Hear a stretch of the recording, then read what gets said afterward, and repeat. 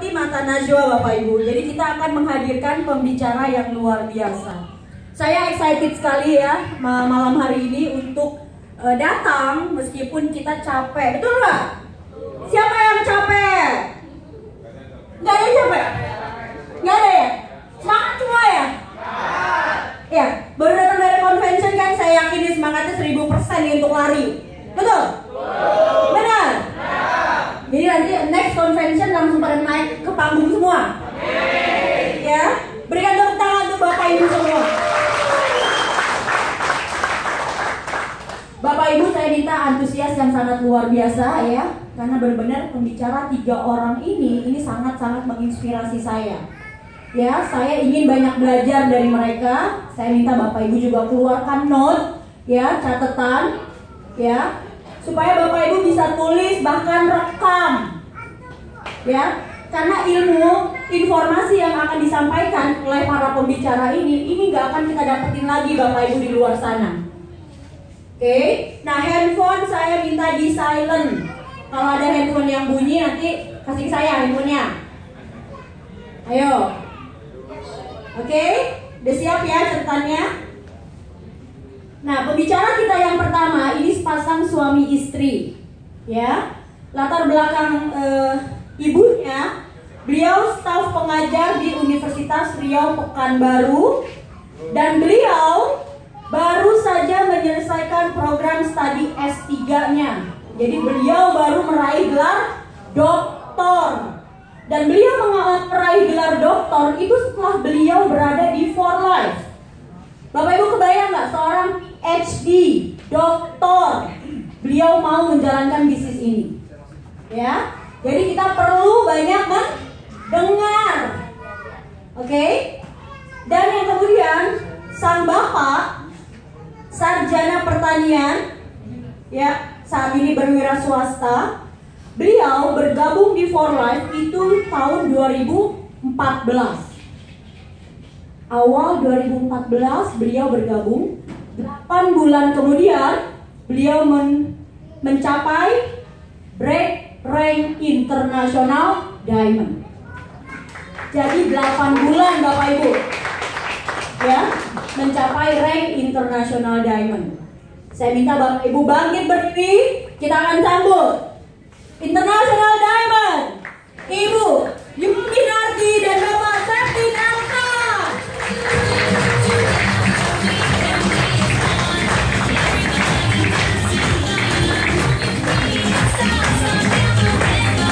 Yeay, luar biasa kan?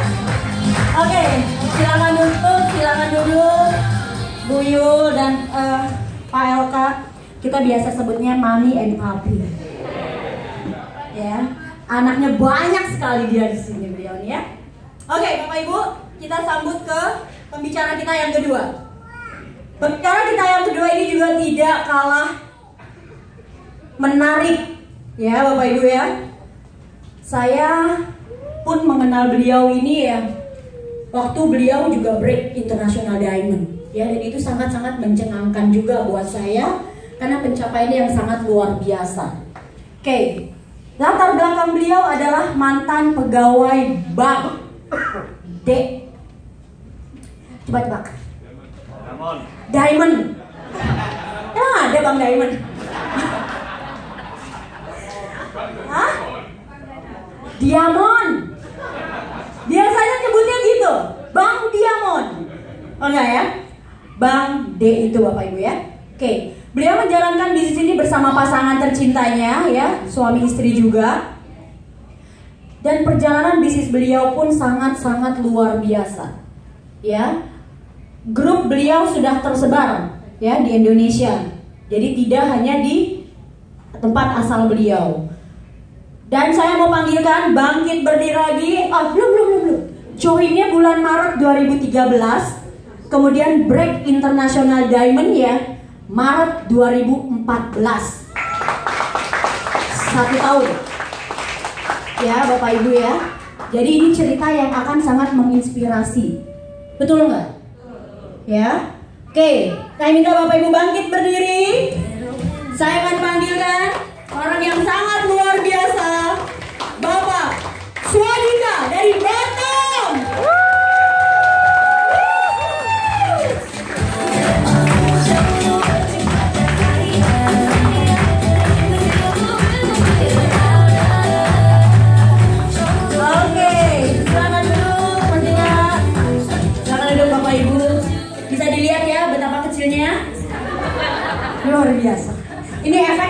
International Diamond Bapak Ibu. Ya, dulu saya waktu mengenal kecil, begitu internasional makin besar. Oh enggak. Ya. Oke, kita masuk ke pembicara kita yang ketiga. Ya, ini juga orangnya sangat luar biasa.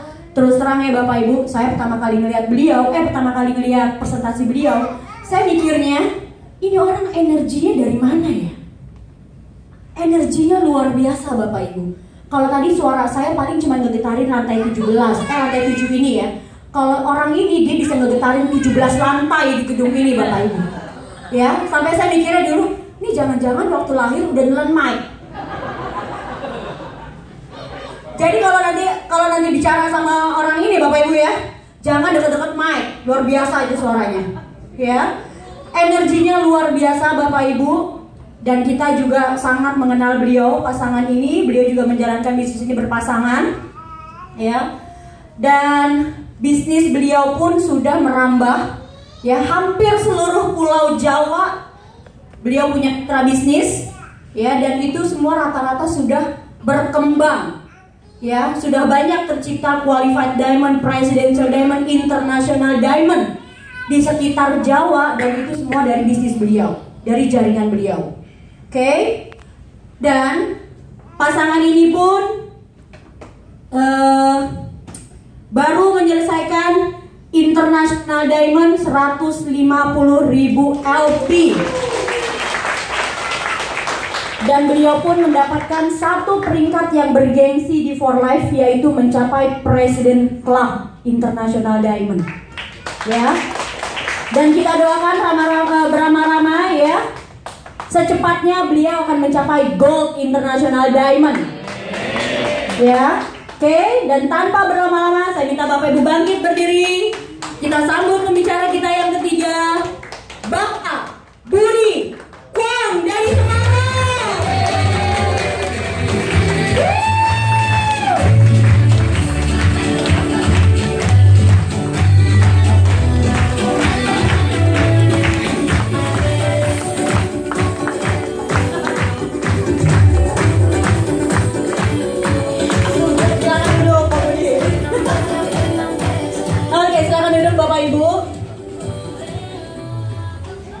Oke, saya sekarang sudah berada di tengah-tengah pembicara kita, ya Bapak Ibu.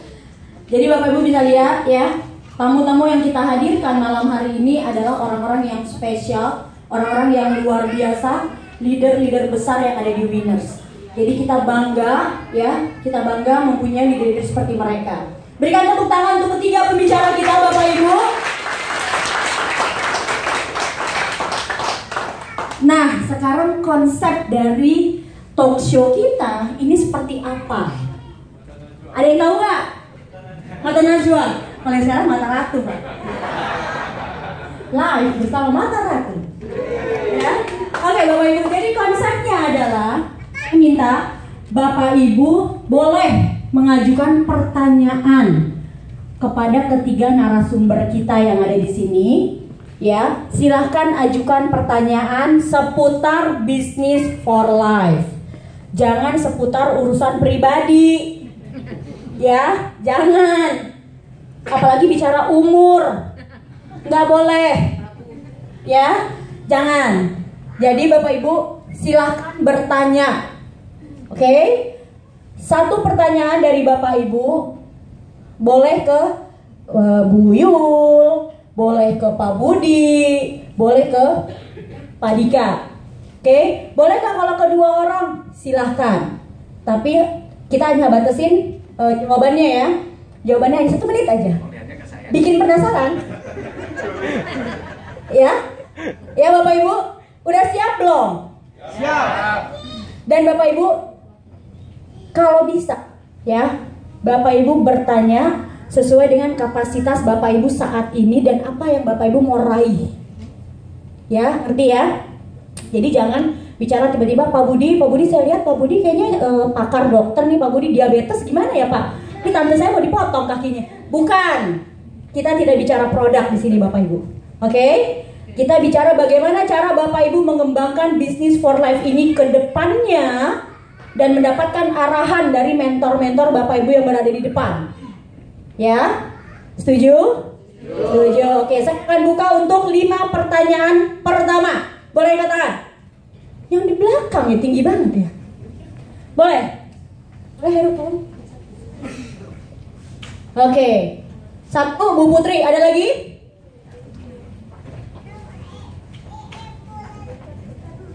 Oke, 2. Boleh berdiri ya Bu Putri ya? Oke, 1 dulu ya Pak. Oke. Ya, kepada Pak Budi Kwam, pernahkah Anda di Business for Life ini down banget gitu loh.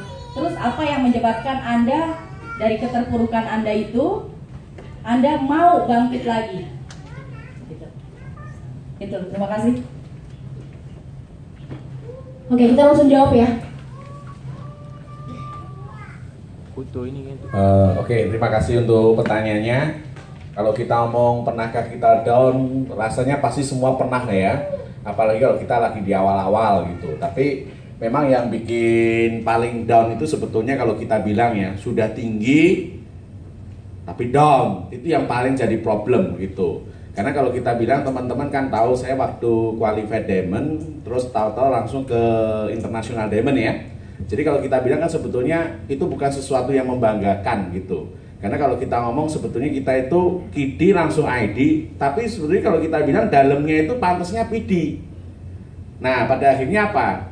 Kita sudah mulai full time ya, arsiteknya mulai ditinggalin gitu ya, nggak dapat lagi tambahan dari arsitek. Kalau kita bilang awalnya kan rata-rata teman-teman kan gini ya, konvensional ada tambahan for life, ya kan? Jadi istilahnya apa? Kita senang nih ketemu peluang bisnis kan. Nah tapi kalau titik tertentu kita waktu memilih untuk full time, ya kan akhirnya arsiteknya kan kita agak tinggalkan. Kita tidak dapat lagi tambahan dari arsitek, kita cuma pasain sama for life ya. Jadi kalau kita bilang waktu itu pernah satu titik tertentu mitra kita ada yang modelnya begini, kerjanya 2 bulan. Maksudnya kerja 2 bulan gini ya. 1 bulan dia kerja keras, 1 bulan dia kalau kita bilang istirahat enggak Bu, rata-rata buang produk Bu. Nah jadi itu jadi problem kan ya. Jadi pada akhirnya apa? Kalau untuk kita teman-teman yang full time, saya full time, otomatis penghasilan cuma dari for life. Ya kan? Kalau tiba-tiba istilahnya ya penghasilan kita turun drastis, posisi sudah tinggi, international diamond gitu ya, itu jadi pasti jadi problem. Tapi kalau kita bilang pernah nggak? Ya yang paling saya rasakan tahun 2013, tahun 2014 Bu. Jadi sampai kalau kita bilang yang pernah lihat video saya pernah keluar kota, kunjungi mitra-mitra, sebetulnya uang itu nggak ada untuk pulang Bu. Tapi titik itu kalau kita ngomong ya, oke pertanyaan ini kan pernah nggak gitu, tapi saya langsung kasih solusi aja untuk Bapak Ibu sekalian. Gini, kalau cuma mikir problem, nggak pernah akan selesai itu problem. Karena problem itu kan harus diselesaikan, yang bisa menyelesaikan siapa? Kita sendiri. Dan Bapak Ibu harus tahu yang namanya industri network marketing ya. Kalau Anda tidak mengunjungi mitra-mitra, Anda tidak mengembangkan mitra-mitra Anda, jangan harap solusinya akan cepat selesai. Karena kalau Anda ingin solusinya cepat selesai, problem keuangan, finansial ya, yang bikin terpuruk rata-rata, saya tidak mungkin pungkiri, rata-rata itu sekalian. Kalau problem keuangan, problem finansial, rumah tangga ada gini dikit nggak? Adalah pasti. Cuma kan saya tidak pernah cerita ya, pasti ada problem sedikit-sedikit gitu ya, makin terpuruk gitu ya. Tahu-tahu apa? Saya yang kalau pernah cerita mobil dipepet sama debt collector di tengah flyover, sekalian ya, gitu. Jadi terpuruk nggak? Terpuruk, ya. Makin banyak problem terpuruk lah, gitu ya. Tapi titik itu saya berpikir kalau kita cuma berpikir terpuruk nggak akan selesai. Jadi kalau Anda lagi ada problem di industri ini, Anda lagi bermasalah, ada keterpurukan segala macam, Anda justru harus semakin bergerak dibanding orang lain. Karena kalau orang lain boleh nyantai, Anda semakin tidak boleh nyantai.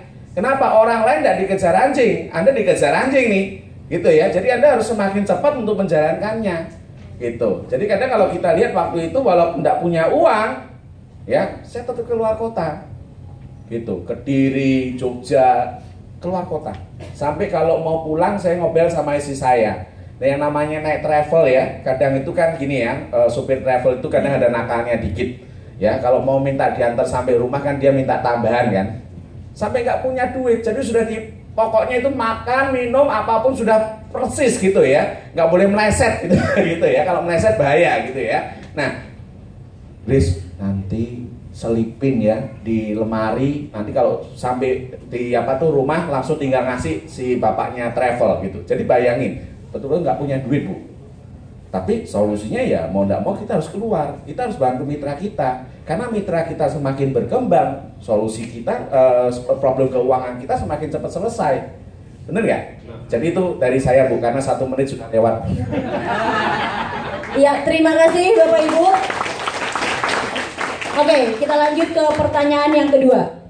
Dari sebutin nama ya. Terima kasih, nama saya Erik dari Batam. Dari Batam. Boleh saya minta tolong tanya sama mungkin Pak Budi Kuan atau sama Mami. Ya. Jadi saya lebih kepengen tahu tip-tip atau saran-saran untuk kita kepengen mengembangkan jaringan. Apakah mending lebih baik kita di daerah kita sendiri atau kita lebih ke luar kota itu. Jadi mungkin tahu keterbatasan kita dalam hal finansial untuk masih level-level awal gitu. Itu aja, terima kasih. Oke, ya. Boleh langsung ke Bu Yul ya. Terima kasih ya. Kalau bagi yang pemula ini ya, bagi yang pemula, kalau bagi saya menyarankan lebih bagus kita di daerah sekitar kita dulu. Ada masalahnya yang kenapa harus di daerah pertama, kita yang namanya awal itu jelas namanya biaya, bonus segala macam masih kecil. Nah, kita untuk bisa keluar itu kan perlu biaya. Memang di sini kita harus investasi awalnya itu di biaya transport ya. Pertama kita harus di sekitar dulu untuk mengurangi. Kedua, waktu. Apakah kita sudah, kecuali kalau bagi orang yang memang punya modal awalnya kuat, kemudian punya waktu yang cukup banyak, silakan. Tetapi rata-rata kita di sini memulai kan kebanyakan masih part time. Nah, kita untuk kalau mitra-mitra baru tidak kita kunjungi seperti yang dikatakan Pak Budi tadi, itu rasanya untuk berkembang itu kecil sekali kemungkinannya. Jadi rata-rata mitra baru itu harus kita datangi rutin dulu sampai mereka bisa berdiri sendiri. Dan itu saya lakukan. Jadi saya mengembangkan kebetulan dari Pekanbaru itu yang terdekat itu ke Padang. Jadi kita tiap bulan itu harus datang ke Padang. Sampai sekarang saya sudah punya mitra beberapa orang QD, ada sekitar 6 di Padang yang saya sudah rintis itu sejak awal tahun 2016 ini, dan sampai saat ini 6 orang QD. Itu memang sedangkan kita datang saja setiap bulan, kalau kita nggak datang mereka nggak bergerak. Ini yang kendala kalau kita dari awal-awal sudah mengambil dulu keluar. Jadi sebaiknya kalau untuk bagi pemula, selingkungan di sekitar kota kita aja dulu, di samping biaya dan juga waktu. Itu mungkin yang sarannya. Udah cukup? Atau mau minta perwakilan dari Budi Kuang? Oh boleh, oke.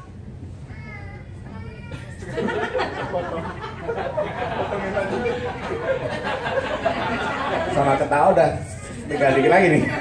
Jadi kalau saya gini Pak, pasti yang namanya bisnis itu kita pasti harus punya namanya intuisi sendiri ya. Maksud intuisi sendiri, cuman kalau prinsip memang jadilah raja daerah. Itu prinsip saya dari dulu. Kenapa jadilah raja daerah? Minimal kotanya kuasai dulu. Kemudian cari yang 1 jam. Maksudnya 1 jam gimana? Kan saya nggak tahu kalau Batam 1 jamnya di mana. Kalau Semarang kan ada Kendal mana gitu ya. Pokoknya 1 jam itu kuasai dulu. 2 jam kuasai, 3 jam kuasai. Tapi kan tidak semudah itu yang dimaksud kuasai. Maksudnya gimana? Kita mau ke daerah, kalau tidak ada leader daerah, saya tidak pernah pergi ke satu kota itu. Yang dimaksud leader daerah gini, bukan berarti kita punya member, berarti kita punya leader daerah. Enggak. Saya tidak pernah mau datengin orang, kalau cuma istilahnya apa, saya cuma disuruh sana bantu prospek. Terus terang mohon maaf, saya tidak pernah lakukan itu. Saya pernah lakukan cuma di awal, karena ceritanya macan muda. Tapi setelah jadi macan dewasa, saya tidak pernah lakukan. Karena kalau orangnya tidak komitmen, ngapain kita bantu? Kecuali dia sudah angkat tangan. Nah, kalau kita lihat dunia lain kan, kita datang gitu ya. Maksudnya angkat tangan gimana? Pak, kapan bikin BOP gitu? Ya, cuman masalahnya gini, bukan masalah cuma bikin BOP ya. Dia sudah prospek belum? Dia sudah bertelur belum? Merekrut nggak gitu. Lah kalau nggak merekrut, kita datang ke sana jadi kacang dikacangin ya, percuma kita datangin, malah kita cuma di hotel doang nggak ngapa-ngapain ya.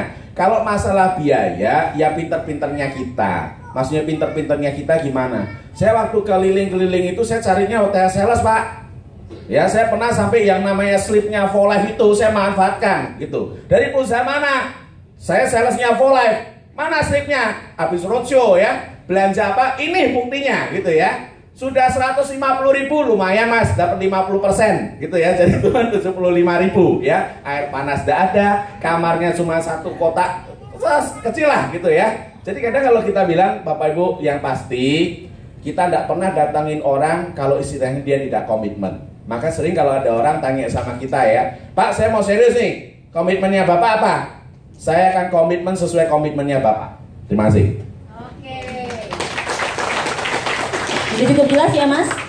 Oke, sekarang saya mau nyapa mitra dari Pekanbaru. Banyak.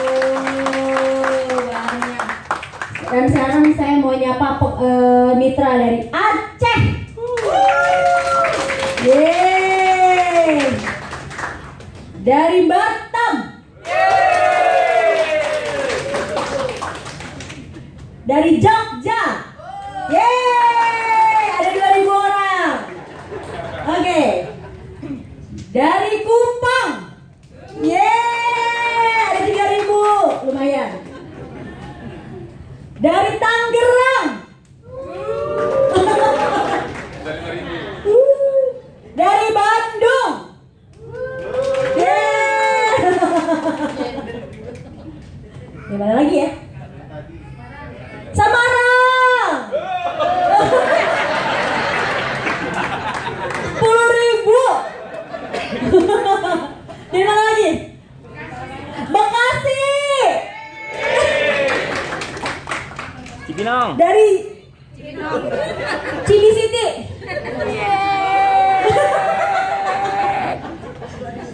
Dari Jakarta. Saking banyaknya. Dari Jakarta saking banyaknya, luar biasa memang. Oke, ada lagi yang belum disebut? Oh mau nanya, oke. Kira yang belum disebut. Oke, boleh berdiri Pak. Mungkin bisa kasih mic ya. Coba. Ya, Assalamualaikum warahmatullahi wabarakatuh. Assalamualaikum warahmatullahi wabarakatuh. Saya Erman Jaya dari Aceh. Gini, saya QID kemarin itu di bulan keempat. Itu di bulan keempat saya kerja 16 hari dapat QID-nya. Setelah itu mulai merasa mulai merasa nggak semangat gitu. Karena begini, kadang dalam satu bulan cuma dapat yang baru 1 orang, kadang-kadang nggak ada. Terus ketika mau menyampaikan memprospek orang gitu loh, jadi mulai merasa aduh, nyampaikan nggak ya? Kayaknya dia nggak mau nih. Nah, seperti itu selalu. Kadang-kadang saya lebih kadang melalui media sosial, kadang lewat Facebook misalnya gitu kan, saya ada yang mau misalnya gitu. Tapi kadang-kadang ketika mau deketin orang ada perasaan, karena artinya kita memilih melihat orang, karakter orangnya mau apa enggak gitu loh. Jadi karena ada satu yang saya dengar, pokoknya kita nyampaikan aja. Terus orang mau nggak mau terus yang lain. Nah, ada juga informasi yang lain, kita lihat dulu gimana, kita lihat karakter orangnya mau apa enggak gitu. Jadi kita kan jadi bingung nih mana seharusnya yang kami lakukan gitu. Nah itu yang selalu menjadi beban dalam pikiran sehingga malas jadinya untuk bergerak selanjutnya. Padahal di waktu QID mau dapat QID itu dalam 16 hari. Karena saya begini prinsipnya, karena saya kan juga kerja seperti Mas ini katakan tadi bahwa kita ada kerjaan lain, nanti terbentur ini. Tapi pada akhirnya ketika saya di QID, saya melihat bahwa orang yang sukses itu adalah orang yang bisa memanfaatkan waktu luang gitu. Karena kita kan setiap hari itu udah punya jadwal hidup. Dari jam ini saya punya. Oke Pak, saya potong. Jadi pertanyaannya adalah, nah bagaimana beban tadi yang di dalam hati ketika kita mau prospek, ada perasaan kayaknya nggak mau nih, kayaknya begini nih. Nah, jadi ragu-ragu ya? Nah itu. Jadi bagaimana itu bisa kita hilangkan, kita buang perasaan itu. Tapi kita memang juga tahu orang itu bahwa dia punya keinginan untuk berkembang gitu. Iya. Bapak mau dijawab sama siapa, Pak? Semuanya. Saya kocok dua aja ya. Saya kocok dua. Oke. Saya mau minta dari Mas Dika aja jawab dulu yang pertama. Oke, Pak, kalau pengalaman saya sebenarnya kalau yang Bapak alami itu sama seperti yang saya alami, Pak. Jadi sebenarnya saya sedikit banyak mengalami lah fase yang Bapak lalui. Karena sebenarnya basicnya saya pendiam.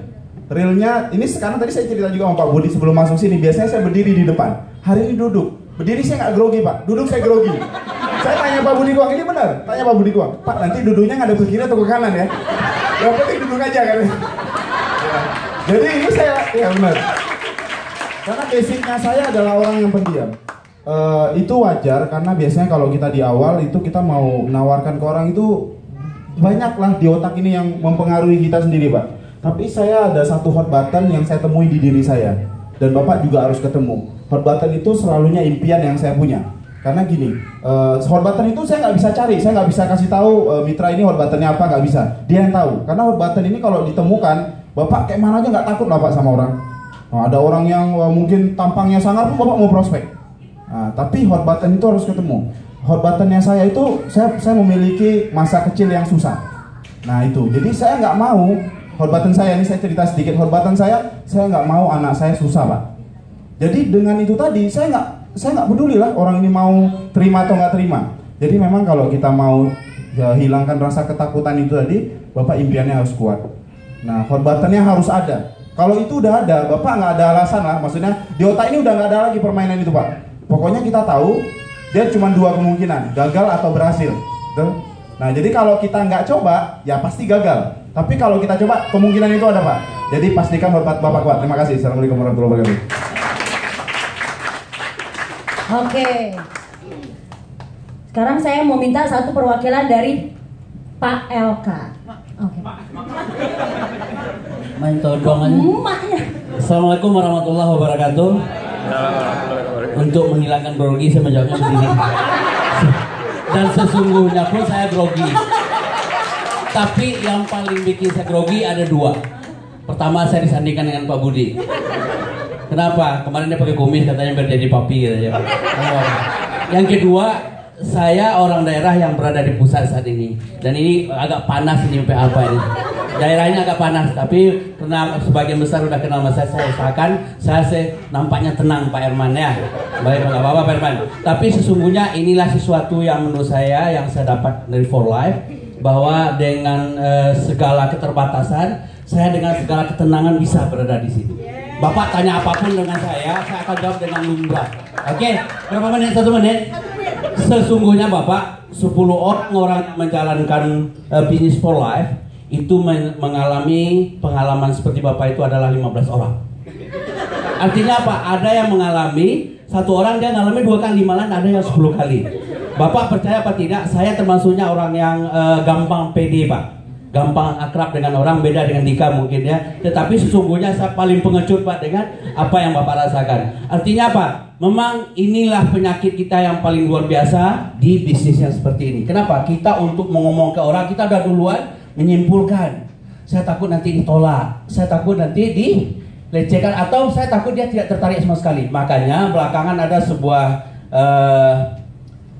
kiat yang harus kita lakukan, yang harus kita laksanakan menurut pendapat saya adalah cari teman untuk bersama berjalan. Namanya TTH.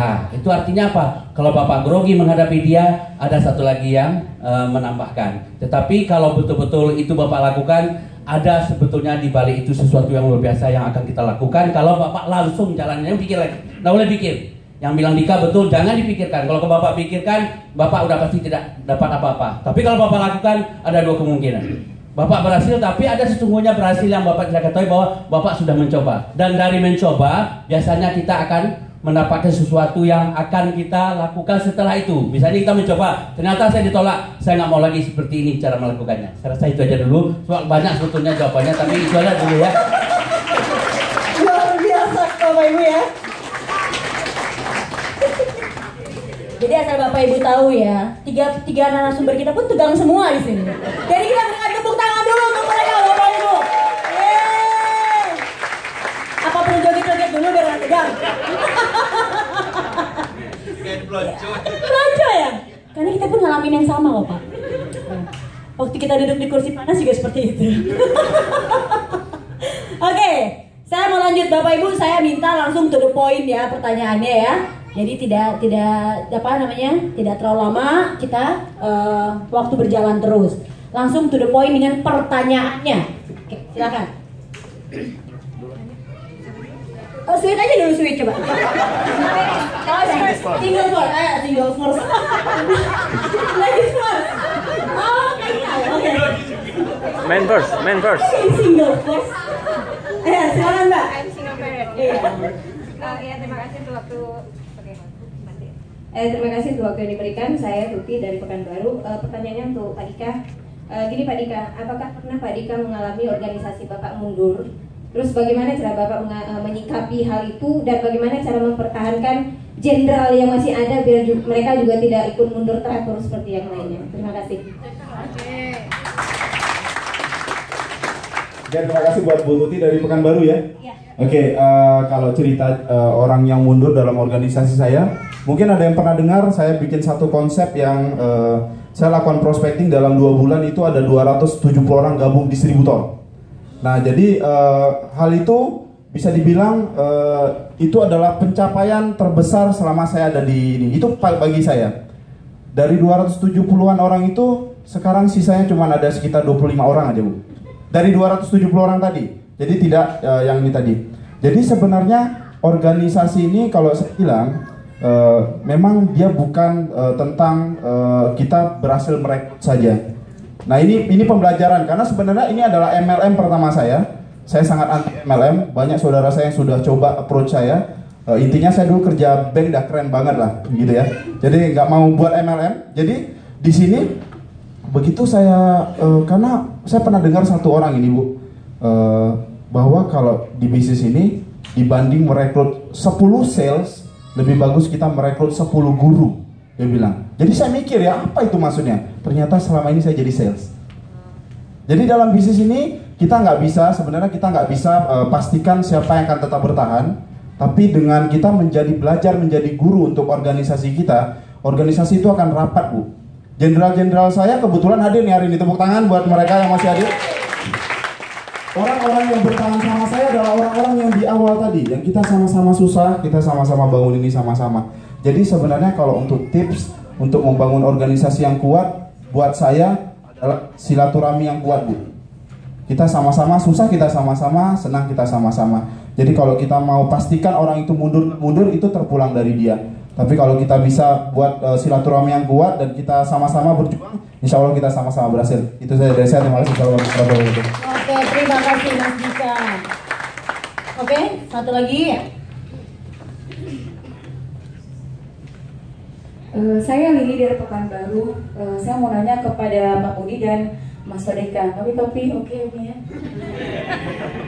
Jadi gini, saya bersama suami memang kita nih kuatnya pengen bisnis nih, biar cepat berkembangnya gitu ya. Kita lemparkan brosur yang menarik untuk bisnis, dapat telepon terus. Sehari bisa 10 orang yang nelfon. Setiap orang menanyakan kepada saya, maaf Mbak, ini peluang bisnisnya apa? Ya, kita jelaskan sedikit. Ya, bergeraknya di bidang apa? Terkadang di saat orang bertanya bergeraknya di bidang apa, kita bilang MLM, oh MLM ya, belum langsung di-reject. Yang pertama. Kemudian kita bilang bidangnya kesehatan, oh jualan produknya. Apa kata-kata kalimat tepatnya di saat saya mendapat pertanyaan seperti itu? Terima kasih. Oke.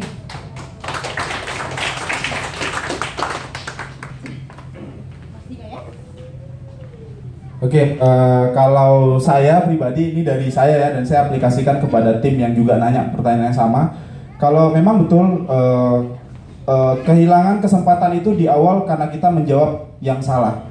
Nah, kurang tepat. Sebenarnya sih kalau sekarang karena kebetulan semua kenalan saya sudah tahu saya MLM.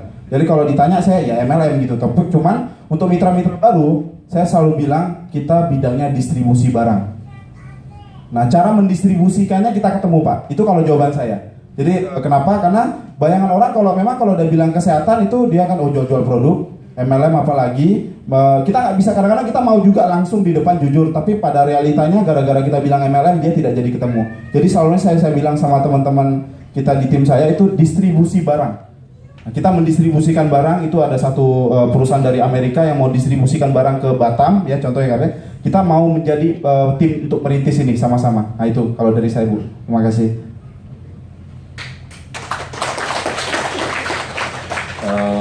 Pertanyaan Bu Lili ini malah yang paling saya tegang Bu. Karena saya tidak pinter prospek Bu. Cuman kalau secara ini Bu, sebetulnya orang telepon itu prinsipnya satu kan. Jangan ngomong terlalu panjang di telepon. Jadi aja ketemu Bu. Kalau sudah ketemu sebetulnya ya prinsipnya kalau kita bilang orang ketemu kita nanti tahu kalau kita ini MLM ataupun network marketing. Kalau dia tidak mau ya sudah gitu. Karena rata-rata bukan saya ngomong apa, rata-rata mitra saya yang bergabung, saya sebetulnya kalau boleh ngomong dari hati ya, saya tidak pernah terlalu banyak prospek Bu. Orang-orang itu datang sendiri dari saya ngomong ataupun mungkin dari saya apa itu di media sosial, teman saya gitu ya. Tapi kalau kita bilang prinsipnya kalau orang telepon, jadi kita nggak harus langsung jawab di sana, Pak. Yang penting bisa ketemu dulu nggak gitu ya. Tapi kalau buat saya sih mungkin saya agak beda sama Pak Dika ya, karena kan sendiri-sendiri gitu ya. Kalau buat saya lebih asik ngomong aja network marketing. Kalau nggak mau ya sudah gitu. Daripada nanti puter-puter ya, orang pikir ini bisnis apa gitu ya. Dia sudah interest, nanti ketemu kita, ternyata network marketing. Dia menolak gitu ya. Jadi kalau buat saya Bu, memang ya caranya tetap halus. Misal seperti Pak Dika boleh gitu ya. Tapi kalau buat saya ngapain harus sembunyi-sembunyi ya. Nah nanti kan lucu, orang sebetulnya tertarik sama kita dipikir bisnis apa, ketemu kita network marketing, dia nggak mau, kita buang-buang waktu. Ketemuan di sini lah, ketemuan di sana gitu ya. Yang paling penting kalau kita bilang prospek terusin aja, orang telepon ya kita jawab sekenanya. Tapi kalau kita ngomong tidak ada formula magic Bu sebetulnya Bu. Karena rata-rata yang kita tahu, saya punya mitra juga banyak yang ceritanya kalau ngomong juga A, I, U, E nggak jelas gitu ya. Tapi prospeknya pintar Bu. Ibu lihat saya ngomongnya begini ngeciplis gitu ya. Lu terus-terus saya ngomong, saya nggak pintar prospek gitu ya. Rata-rata orang yang prospek yang join sama saya itu yang prospek saat ini ada di ruang VIP ya. Jadi nanti kalau ibu mau tahu caranya gimana, tanya yang di ruang VIP gitu ya. Saya cuma ngertinya bina gitu Bu. Gitu, terima kasih. Tahu nggak yang di ruang VIP siapa? Istrinya. Jadi jago prospek itu istrinya. Ya, jadi salah pertanyaannya. Bukan ke Pak Budi, ke istrinya harusnya. Oke, ada lagi yang mau nanya? Oh ini dulu nih tadi ya. Nama saya Ita dari Bandung. Minta share strategi marketingnya dari Pak Dika. Kalau bisa semuanya tiga-tiganya, karena tiga-tiganya punya karakter yang berbeda. Bagaimana bisa maju bersama dengan mitra-mitra yang saya pernah dengar sedikit dari Pak Dika ini selalu membina mitra-mitranya tuh bersama-sama maju gitu loh. Jadi mau strateginya, share strateginya itu. Oke.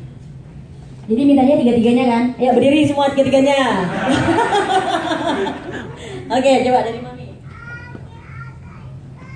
Terima kasih Bu Ita.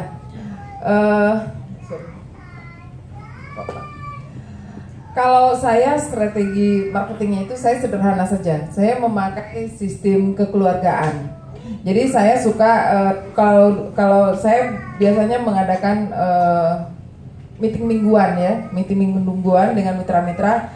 Dan di situ saya akan terjaring mana mitra yang memang komit untuk menjalankan, itu akan pasti hadir. Nah, dengan kita mengadakan meeting gue tuh akan terhukum alam berlaku. Siapa yang akan komit dia pasti hadir. Dan di situ saya akan memilah-milah juga. Kita jangan menghabiskan waktu dengan mitra yang tidak komit. Jadi kita akan membantu sepenuhnya. Saya selalu katakan, saya siapa yang komit saya akan bantu sepenuhnya.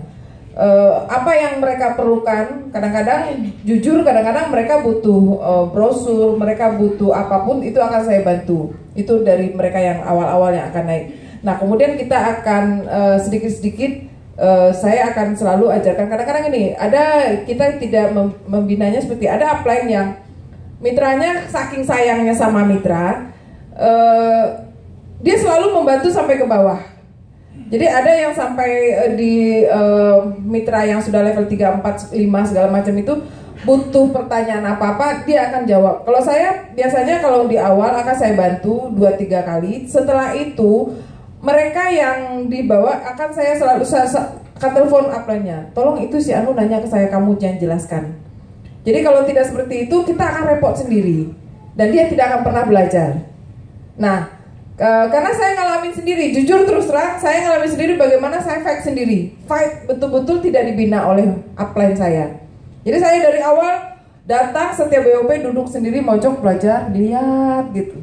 Oh begini caranya, oh begini caranya. Karena memang upline saya nggak punya waktu Bapak Ibu untuk membina saya. Jadi berdasarkan pengalaman saya bilang sama mitra, bisa kita. bukan curhat. Jangan curcol. Saya ingin menunjukkan. Jadi tidak ada alasan nanti kalau seandainya mitra mengatakan upline-nya nggak membantu. Itu salah satu biasanya alasan mitra untuk tidak jalan. Yang katanya upline tidak membantu segala macam. Jadi saya berusaha untuk membuat mitra itu mandiri bersama-sama. Jadi kita ikuti dulu, kita ajak ngumpul meeting terus minimal sekali seminggu. Itu untuk membuat kita solid dan dia belajar dari kita. Mungkin itu kiat-kiat awal yang saya lakukan untuk mitra-mitra. Sampai dia bisa nanti juga berdiri sendiri melakukan seperti apa yang kita lakukan. Itu Bu, makasih. Terima kasih Mami. Kalau strateginya bingung juga Bu. Saya juga nggak punya strategi apa-apa ya Bu. Cuman prinsipnya sih gini Bu. Industri network marketing itu saya paling suka sama kata-katanya James Gui, yaitu marry your customer. Apa yang dimaksud marry your customer? Sebenarnya kita sama mitra itu seperti orang pacaran, tapi jangan pacaran betulan ya, nggak boleh ya. Maksudnya seperti orang pacaran gini Bu. Satu contoh lah, di saat kita dulu membangun satu keluarga ya. Kalau kita bilang gini, waktu orang itu mau atau nggak sama kita, coba saya tanya, caranya gimana? Dulu Anda bisa kawin, sekarang ini caranya gimana? Hah? Coba saya tanya, apa misal seperti Bapak ini tadi ya, tembak itu mau nembak orang gitu ya, nebak-nebak dulu. Ini kira-kira mau nggak ya sama gue ya? Makanya apa? Bapak Ibu saya kasih tahu, orang-orang cantik itu habis sama orang jelek. Kenapa? Yang jelek-jelek aja percaya diri, bener nggak? Dia jelek aja, dia nembak yang cantik, gitu loh, bener nggak? Sementara Anda yang banyak mikir, dapatnya apa? Yang cantik sudah habis ditembak sama yang jelek. Bener nggak? Bener nggak? Jadi Bapak itu kalau kita ngomong ya, Bu, orang itu yang cantik aja kenapa mau sama yang jelek? Dia mikir gini, yang ganteng belagu, ya kan? Yang jelek perhatian terus. Gimana kabarnya? Yuk ngopi yuk, ya kan? Gak mau, sudah lu jelek jangan deket-deket, besok datang lagi. Yuk ngopi yuk, gitu ya. Bawa bunga, bawa apa. Kurang kreatif Anda sama orang jelek, bener nggak? Nah, jadi prinsipnya kalau kita bilang Bapak sekalian, yang namanya apa ya, network marketing itu kan hubungan, Bapak sekalian. Anda tidak mungkin membangun yang namanya network marketing besar tanpa membangun hubungan. Nah, cara membangun hubungan apa? Di secangkir kopi, ya, ajak kayak minum kopi, ngobrol-ngobrol dulu, bener nggak? Nah, kalau nanti sudah mau jadi pacar, kenapa? Prinsipnya kan cocok sama kita, ya. Nah, nanti kalau sudah makin cocok, baru berani kan nembak kawin, bener nggak? Nah, prinsipnya kalau nanti visinya sama, tujuannya sama untuk merubah kehidupan, ya, semua untuk merubah sesuatu yang tidak baik menjadi baik, finansial jadi baik. Saya yakin sebetulnya kalau kita prinsip sama, visinya sama, otomatis jaringan akan kuat, ya kan? Cuma prinsipnya juga satu, jangan sekolahkan bebek ke sekolah elang. Bapak Ibu nggak bisa paksakan orang Bu, mau bangun bisnis ya di PDKT gitu, PDKT terus, tapi PDKT-nya sama bebek gitu ya. Bebek nggak bisa terbang Bu. Makanya kalau pernah lihat nggak satu ilustrasi, ada seorang, kalau kita bilang jangan sampai kita sebagai leader ya untuk membangun bisnis jaringan, kura-kura lu pecut. Kenapa dipecut? Supaya dia bisa manjat pohon. Nah, ini yang mecut juga babi Bapak sekalian. Kenapa? Pada akhirnya sama-sama sakit hati gitu loh, ya kan? Kenapa? Sudah tahu kura-kura dipecut suruh manjat pohon. Kalau Bapak Ibu mau bisnis jaringannya besar, ya, membangun jaringannya besar, Anda harus cari orang yang sepaham sama Bapak Ibu sekalian. Makanya fokus sama yang fokus. Kalau nggak mau ya sudah gitu. Kita nggak bisa bangun mau mau serahasia seperti apa, strateginya seperti apapun. Kalau Anda tidak berjalan sama orang yang sepaham sama Anda tidak akan besar. Oke, itu dari saya. Oke. Saya mau tambahin dikit. Tapi Pak Kurnia nggak jelek kan? Karena orang cantik ketemu orang jelek katanya. Enggak.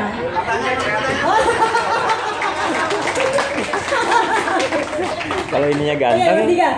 Iya, ngelanjutin yang Pak Budi juga, mungkin saya jadi tersinggung sih gitu Pak. Karena saya dapatnya yang agak cantik di Pak di belakang sana Pak. Oke, kalau tentang membangun organisasi ini, seperti saya kasih tahu Bapak Ibu bahwa background saya adalah orang yang pendiam dan bisa dibilang agak sulit untuk berkumpul dengan orang ramai. Saya punya kelemahan. Nah, ini kelemahan ini sedang saya counter. Bahkan sampai saat ini saya sedang counter. Saya punya kelemahan membangunkan mitra yang tidur. Saya punya rasa segan untuk membangun mitra tidur. Jadi saya counter itu di depan Bapak Ibu. Counter di depan tuh dengan cara saya dapat ilmu ini dari guru saya ya Bapak Ridwan Sadik JID. Bahwa untuk kita membangun organisasi yang kuat, libatkan mitra dari hal sekecil apapun. Nah, contohnya, saya setiap pagi bangun tidur, saya punya grup WhatsApp sendiri. Baik di Medan, baik di Palembang, baik di Batam ya, bahkan ada yang di Samarinda juga. Nah, itu setiap pagi saya akan sapa semuanya. Karena kan nggak mungkin sapa semuanya. Saya dengar Ibu Syeridin PID untuk WhatsApp aja bisa sampai jam 2 siang. Dari dia bangun subuh sampai jam untuk menyapa ya, itu hebat sekali. Kalau saya lebih ke grup ya, saya sapa itu. Nah, jadi maksudnya kita libatkan mitra ini contoh hal kecil, Bapak Ibu. BOP kadang-kadang mitra baru gabung aja, saya minta tolong sesuatu. Pak, boleh nggak nanti tolong bawain saya PDR? Itu hal kecil, benar. Jadi sedikit banyak seperti Pak Budi Kuang bilang, kalau kita mau bangun organisasi yang kuat, kita harus menyatu sama mitra.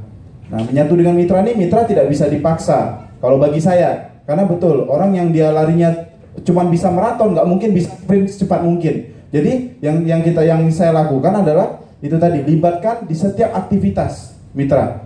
Nah, terutama kadang-kadang saya punya QD itu dia cuma menangkap informasi sendirian.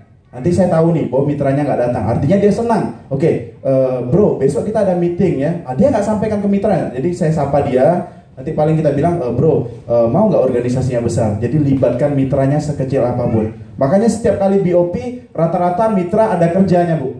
Itu hal kecil. Jadi walaupun cuma ngambilin pena, biasa mitra baru dia udah senang. Nah, jadi kalau dari saya membangun organisasi, itu tadi. Kita libatkan mitra dari kegiatan kita sekecil apapun. Mungkin bisa membantu. Terima kasih. Assalamualaikum warahmatullahi wabarakatuh. Oke.